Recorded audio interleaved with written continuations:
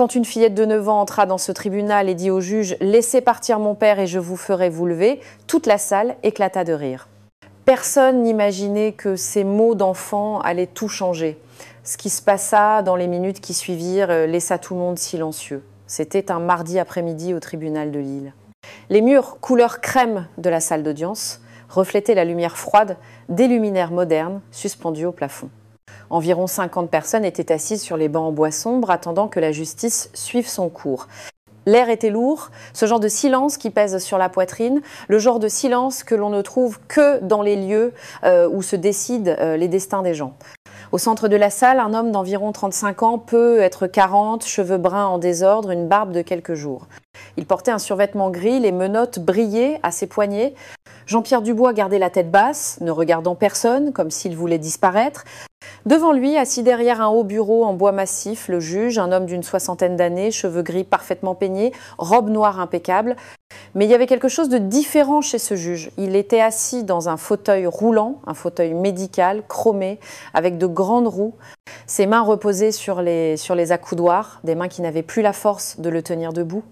Le public chuchotait, les avocats feuilletaient des documents, tout semblait déjà décidé. C'est alors que la porte latérale s'ouvrit, une fillette entra dans la salle.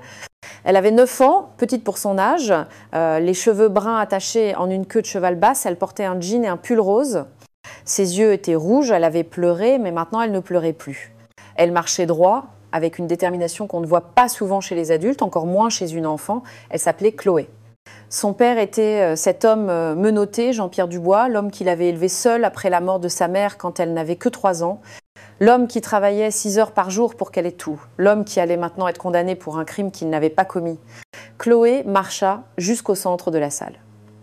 Les gardes du tribunal se déplacèrent pour l'arrêter, mais le juge leva une main. « Laissez-la », dit-il d'une voix ferme mais curieuse. Chloé s'arrêta à mi-chemin entre son père et le juge. Elle regarda d'abord son père. Jean-Pierre leva les yeux. Quand il vit sa fille, son visage se tordit de douleur. Il voulait lui dire de partir, de ne pas voir ce qui allait se passer, mais il ne put parler. Puis Chloé se tourna vers le juge. « Monsieur le juge, dit Chloé. » Sa voix était claire, mais elle tremblait légèrement. « J'ai quelque chose à vous dire. » Le juge se pencha en avant dans son fauteuil roulant. « Parle, mon enfant. » Chloé respira profondément et prononça les mots qui allaient tout changer. « Laissez partir mon père et je vous ferai vous lever. » Pendant une seconde, personne ne parla. Tous essayaient de comprendre ce qu'ils venaient d'entendre. Puis quelqu'un rit, un petit rire nerveux au fond de la salle, puis un autre et un autre encore. En quelques secondes, la moitié de la salle riait, non par méchanceté, mais parce que cela semblait absurde. Une fillette de 9 ans promettant de faire marcher un homme paralysé en échange de la liberté de son père, c'était impossible, c'était enfantin, c'était pathétique. Même l'avocat de Jean-Pierre baissa les yeux, embarrassé. Jean-Pierre ferma les yeux comme si la douleur était trop forte à supporter. Mais Chloé ne bougea pas, ne pleura pas. Elle resta là, regardant le juge droit dans les yeux. Le juge ne riait pas. Il étudiait cet enfant. Il voyait quelque chose dans ses yeux, quelque chose qu'il ne pouvait pas expliquer. « Mon enfant, dit-il lentement, comment penses-tu pouvoir faire se lever un homme qui ne marche plus depuis 3 ans ?» Chloé serra les poings, les larmes emplirent ses yeux, mais sa voix fut ferme. Avec la vérité, dit-elle, et avec la foi, le juge resta silencieux. Personne ne savait encore ce qui allait se passer. Mais dans cette salle, à ce moment-là, quelque chose avait changé. Quelque chose d'impossible était sur le point de commencer. 3 mois avant ce jour au tribunal, la vie de Chloé était complètement différente. Lille se réveillait sous le doux soleil de juin. Les rues pavées du Vieux-Lille se remplissaient de gens allant au travail. L'odeur du café s'échappait des bistrots. Les magasins ouvraient leurs portes. Une ville normale. Une vie normale. Dans un petit appartement au 3e étage d'un immeuble près de la gare, Chloé se réveillait. L'appartement n'était pas grand, 2 chambres, une petite cuisine, un salon avec un canapé marron qui avait connu des jours meilleurs. Les murs étaient blancs, un peu jaunis par le temps. Rien de luxueux, mais c'était propre, c'était chez eux. Chloé se leva, enfila son uniforme d'école. De la cuisine venait l'odeur du pain grillé. Chloé, le petit déjeuner. Appela une voix. Jean-Pierre Dubois était déjà debout depuis 1 heure, comme tous les matins. C'était un homme simple. Il travaillait comme mécanicien dans un petit garage à la périphérie de Lille. Ses mains étaient toujours un peu sales de cambouis, même quand il les lavait 3 fois. Il portait un jean bleu et une chemise de travail avec le nom du garage brodé sur la poitrine, Garage Durand. « Papa, je peux avoir de la pâte à tartiner sur ma tartine ?» demanda Chloé en entrant dans la cuisine. Jean-Pierre sourit. « Aujourd'hui, c'est mercredi, la pâte à tartiner, c'est seulement le week-end, tu te souviens ?» Chloé fit la moue, puis sourit. C'était leur jeu. Chaque matin, la même conversation, chaque matin, le même sourire. Jean-Pierre regarda sa fille manger. Elle avait les yeux de sa mère, les cheveux de sa mère. Chaque fois qu'il la regardait, il voyait sa femme, morte 7 ans plus tôt dans un accident de la route, un camion qui n'avait pas respecté un feu rouge, une seconde, et tout était fini. Depuis ce jour, Jean-Pierre avait élevé Chloé seul. Il travaillait 6 jours par semaine, parfois 7. Il faisait des heures supplémentaires quand il le pouvait, tout pour donner à sa fille une vie digne.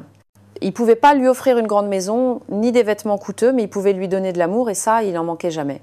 « Papa, dit Chloé, aujourd'hui à l'école, on fait le dessin de la famille. Je peux dessiner maman aussi, même si je ne me souviens pas d'elle ?» Jean-Pierre sentit une boule dans sa gorge. Il s'agenouilla à côté de sa fille. « Bien sûr que tu peux, ma princesse. Maman te regarde toujours de là-haut et je suis sûre qu'elle sera heureuse de voir ton dessin. » Chloé sourit. « Et je te dessinerai aussi avec ton bleu de travail. » Comme ça, tout le monde saura que j'ai le papa le plus formidable de l'île. À 8-0, Jean-Pierre était déjà au travail. Le garage Durand n'était pas grand. 3 ponts élévateurs, des outils accrochés au mur, l'odeur de caoutchouc et d'huile, le bruit des clés à molette. Le propriétaire, M. Durand, était un homme d'une 60aine d'années, bourru mais juste. Il avait donné du travail à Jean-Pierre il y a 7 ans, quand personne d'autre ne voulait embaucher un veuf avec une petite fille. Jean-Pierre, aujourd'hui, on a un client important, dit Durand ce matin-là. Un entrepreneur, il a une berline allemande, il veut une révision complète.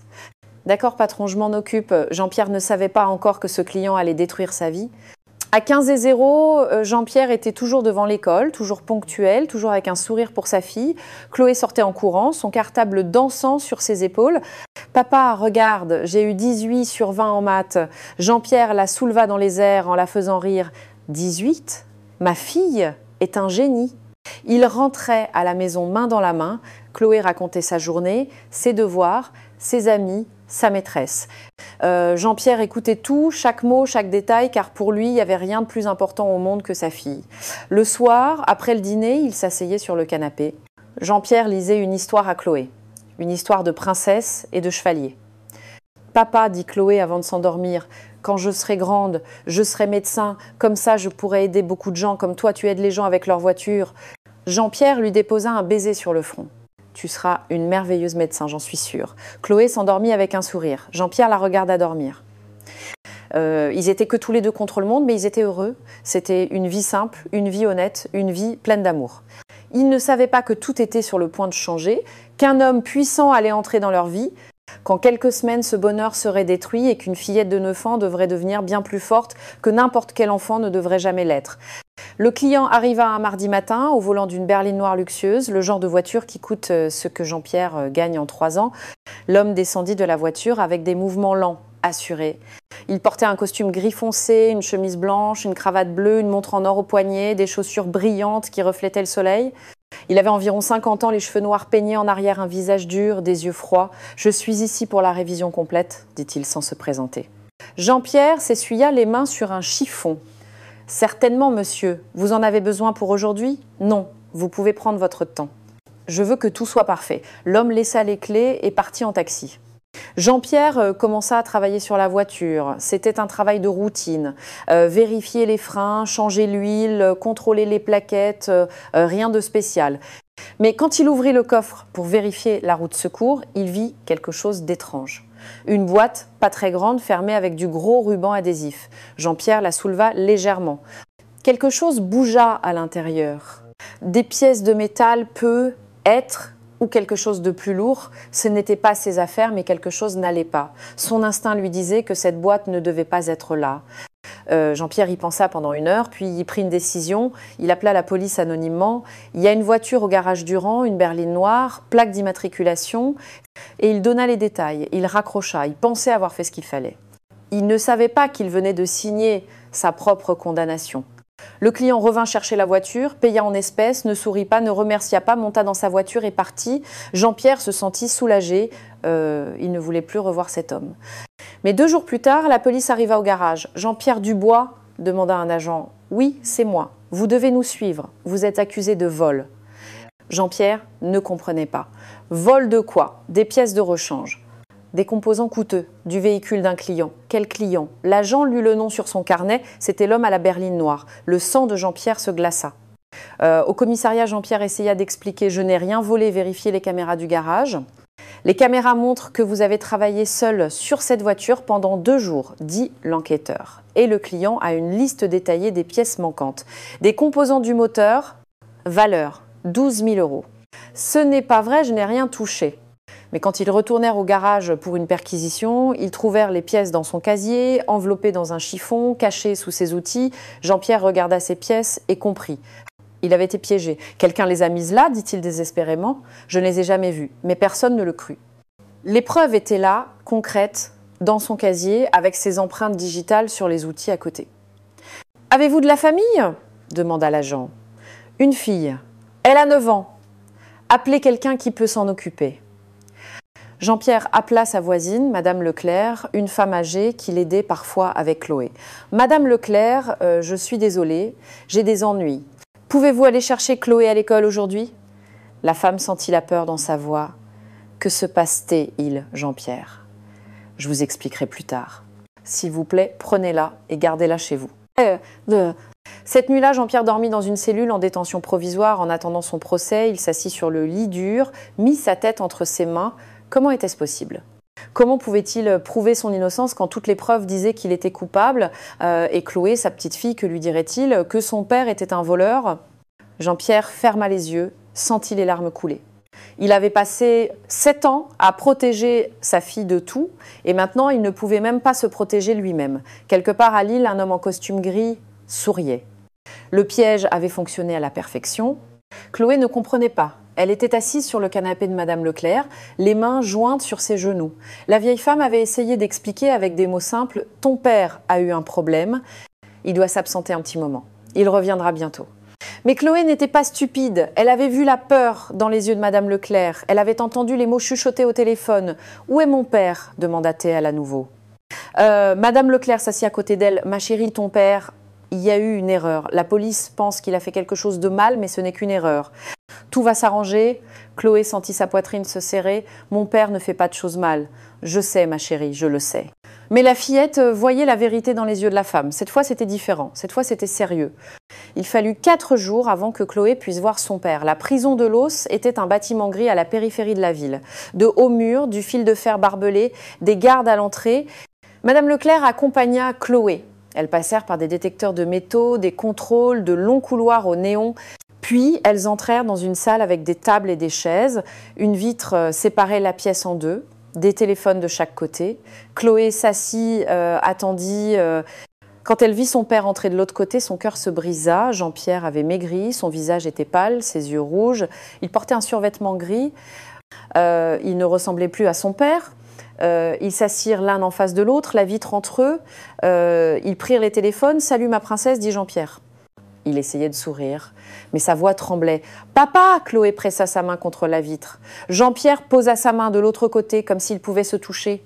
« Écoute-moi bien, Chloé, c'est une grosse erreur, d'accord? Je n'ai rien fait de mal, l'avocat va tout arranger et je rentrerai bientôt à la maison. » Mais même en le disant, Jean-Pierre n'y croyait pas. Chloé le regarda dans les yeux et vit la vérité. Elle vit la peur, elle vit le désespoir.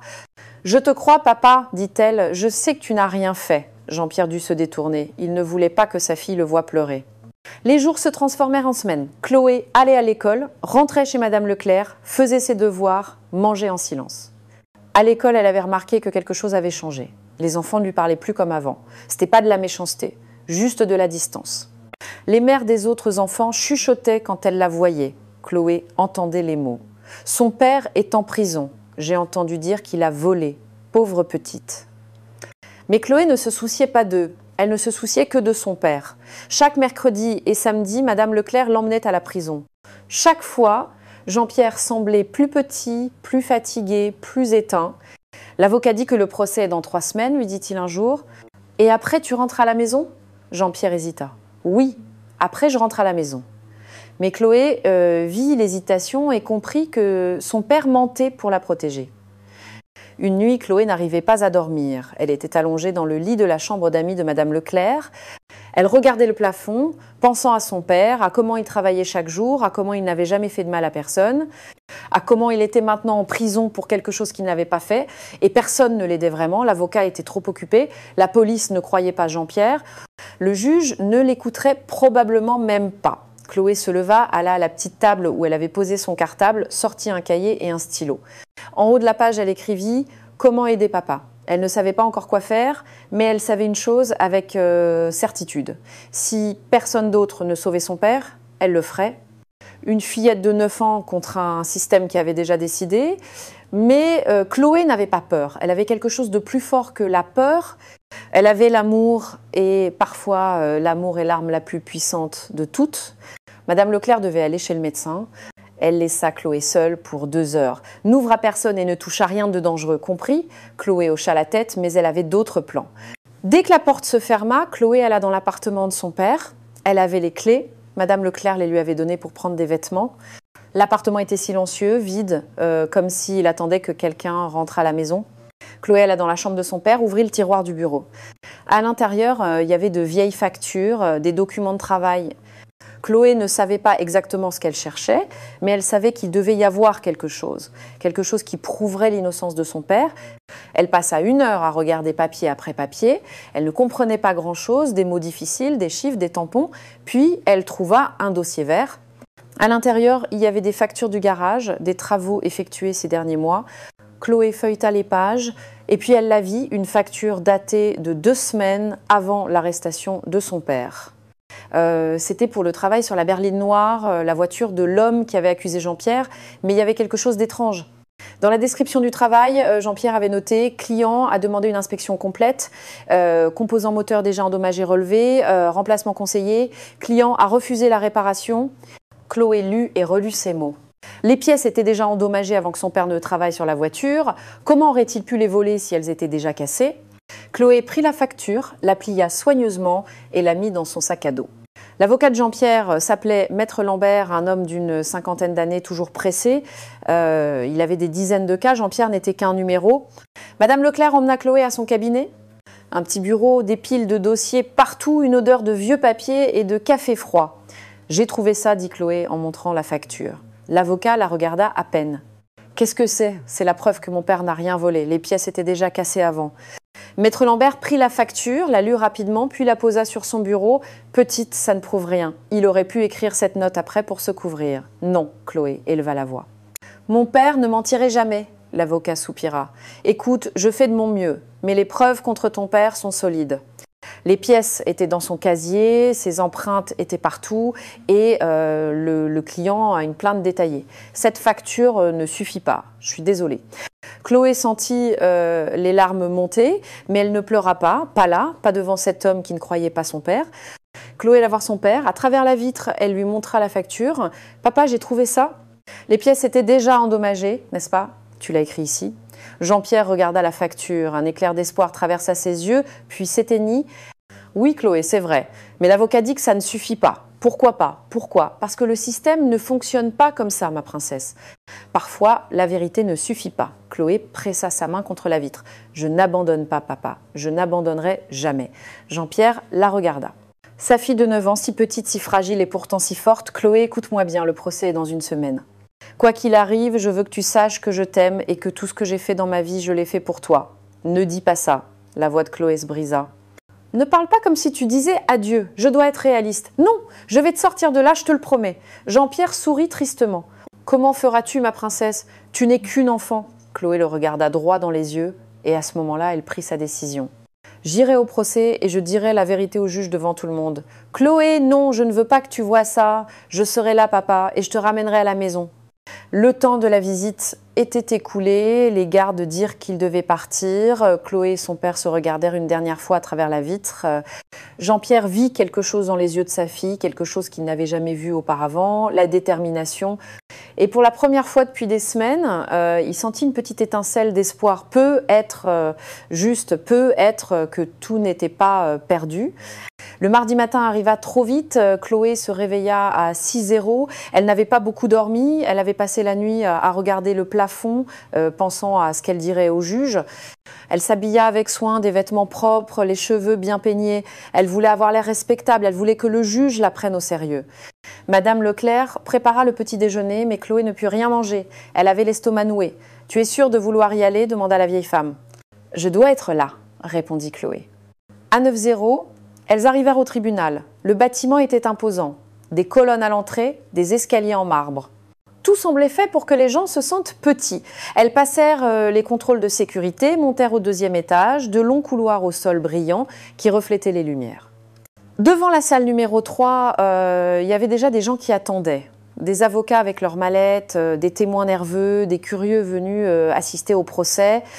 Chloé s'assit sur un banc en bois, les mains jointes sur ses genoux, le cœur battant à tout rompre. À 9h30, les portes s'ouvrirent. La salle était exactement comme Chloé l'avait imaginé, grande, sérieuse, effrayante. Les bancs en bois sombre étaient presque tous occupés, environ 50 personnes. Certains étaient curieux, d'autres étaient là pour d'autres affaires. Au fond de la salle, derrière un haut bureau, il y avait une chaise vide, celle du juge. À gauche, le banc de la défense, à droite, celui de l'accusation. Chloé s'assit au premier rang, dans la zone réservée au public. De là, elle pouvait tout voir. Puis les portes latérales s'ouvrirent. Jean-Pierre entra. Chloé sentit sa poitrine se serrer. Son père était escorté par 2 gardes. Il portait toujours son survêtement de prison. Les menottes à ses poignets brillaient sous les lumières. Jean-Pierre regarda la salle, vit Chloé, leurs yeux se rencontrèrent. Chloé essaya de lui sourire, de lui donner de la force, mais les larmes lui montèrent aux yeux. Jean-Pierre secoua légèrement la tête, comme pour dire « Ne pleure pas, sois forte ». Chloé s'essuya les yeux. « Levez-vous », ordonna un huissier. Tout le monde se leva. La porte derrière le bureau s'ouvrit. Le juge entra. C'était un homme d'une 60aine d'années, cheveux gris parfaitement peignés, visage sérieux, rides profondes, des yeux qui avaient vu trop de cas, trop de crimes, trop de souffrances. Il portait la robe noire, symbole d'autorité, mais il y avait quelque chose de différent. Le juge était en fauteuil roulant, un fauteuil médical chromé. Ses jambes ne le soutenaient plus. Un accident 3 ans plus tôt, ou peut être une maladie. Chloé ne le savait pas. Le juge se plaça derrière son bureau, arrangea quelques documents, puis regarda la salle. Affaire numéro 247, l'État contre Jean-Pierre Dubois, accusation, vol aggravé. La voix était ferme, sans émotion, comme un médecin lisant un diagnostic. L'avocat de l'accusation se leva, un homme jeune, ambitieux, impeccablement vêtu. Il commença à présenter l'affaire, énuméra les preuves, les pièces trouvées dans le casier de Jean-Pierre, les empreintes digitales, le témoignage du client. Il parla pendant 20 minutes. Chaque mot était un clou dans le cercueil de Jean-Pierre. Chloé écoutait, sentant la colère monter en elle. Il mentait, tous mentaient. Puis ce fut le tour de Maître Lambert. Il se leva, parla pendant 10 minutes, mais ses mots étaient faibles, sans conviction, comme s'il savait déjà qu'il avait perdu. Il présenta la facture que Chloé avait trouvée, mais il la présenta mal, sans force, sans passion. Le juge la regarda à peine. Chloé comprit. L'avocat n'y croyait pas vraiment. Il ne croyait pas à l'innocence de son père. Personne n'y croyait. Le juge prit la parole.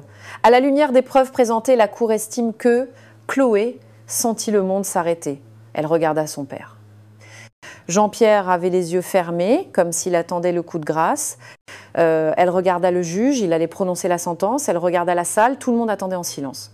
Et à ce moment-là, Chloé comprit, si elle ne faisait pas quelque chose maintenant, son père serait condamné. Il y avait plus de temps, plus de chance. C'était maintenant ou jamais. Chloé se leva. « Attendez !» cria-t-elle. Toute la salle se tourna pour la regarder. Le juge leva les yeux, surpris. Et Chloé commença à marcher vers le centre de la salle, vers son père, vers la vérité. « Petite, retournez vous asseoir » dit un huissier en se dirigeant vers Chloé, mais le juge leva une main. « Attendez !» Il regarda Chloé, cette petite fille en vêtements d'école, les cheveux attachés, les yeux rouges mais déterminés. « Approche !» dit le juge. Chloé marcha. Chaque pas semblait peser une tonne. Elle sentait les yeux de tout le monde sur elle. Elle sentait le souffle de son père s'arrêter.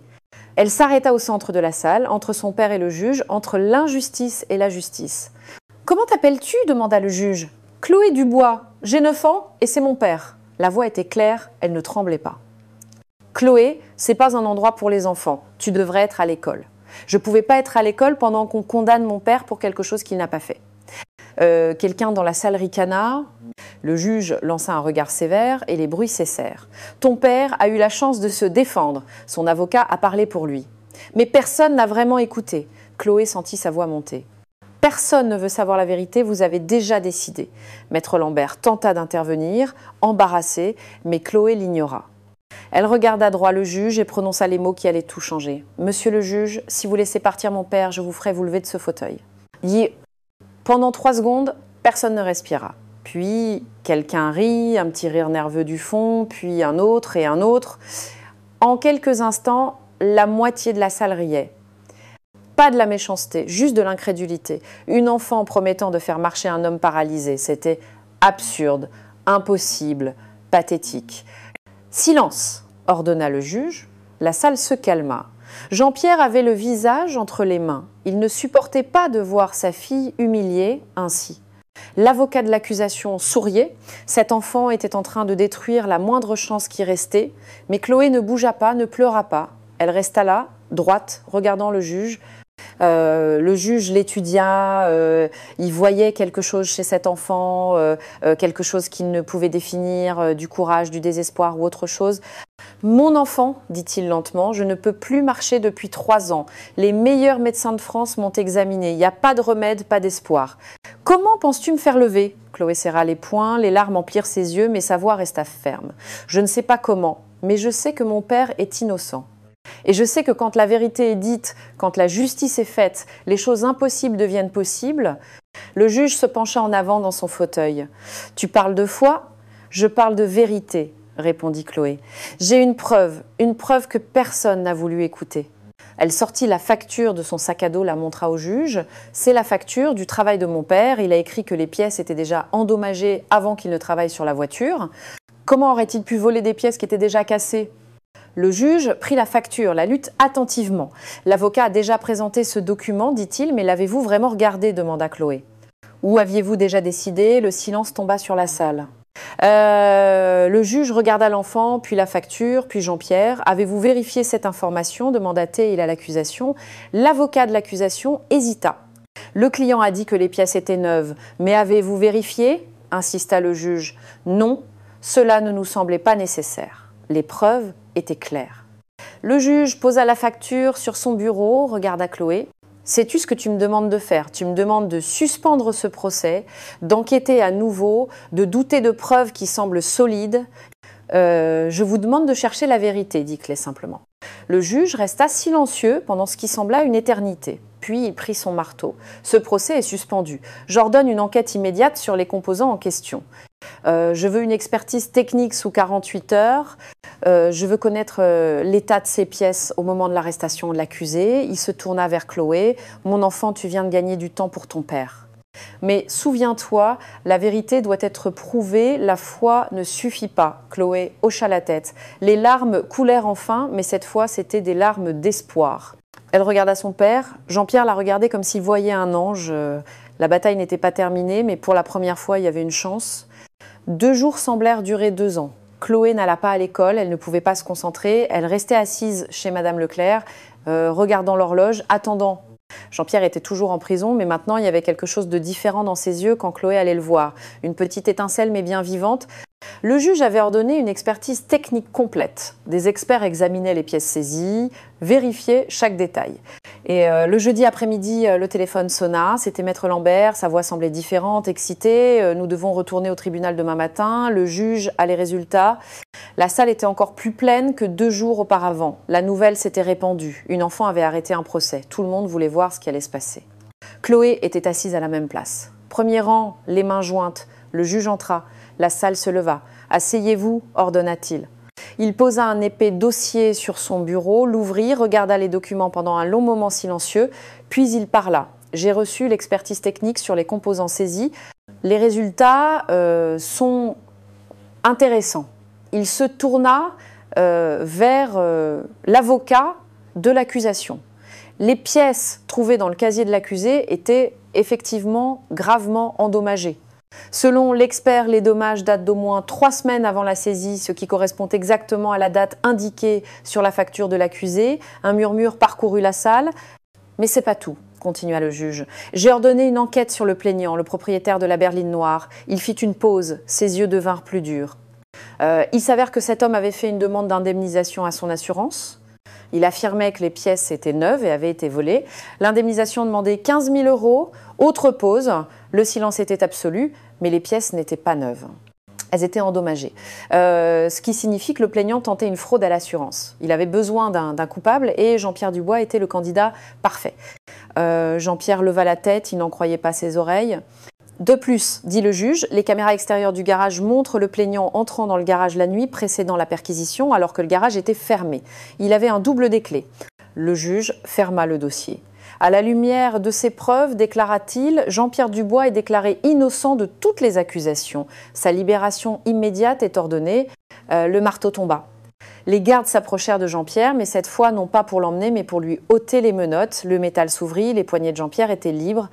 Chloé bondit de son banc, courut vers son père.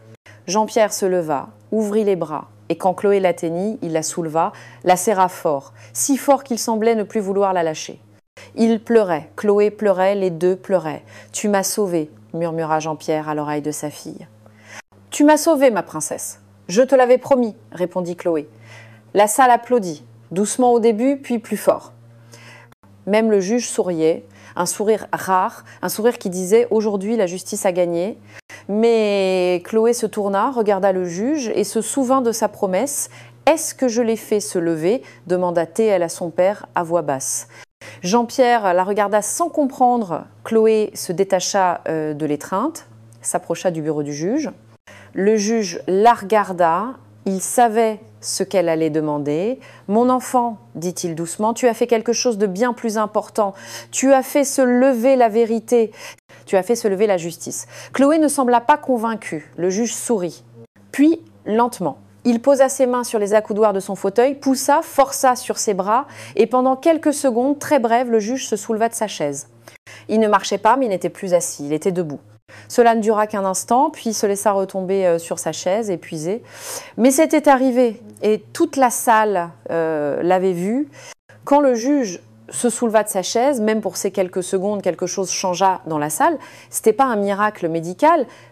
Les médecins diraient que c'était juste un moment de force volontaire, que ses jambes n'étaient pas complètement paralysées, seulement très faibles, qu'avec le bon effort, il pouvait se tenir debout très brièvement.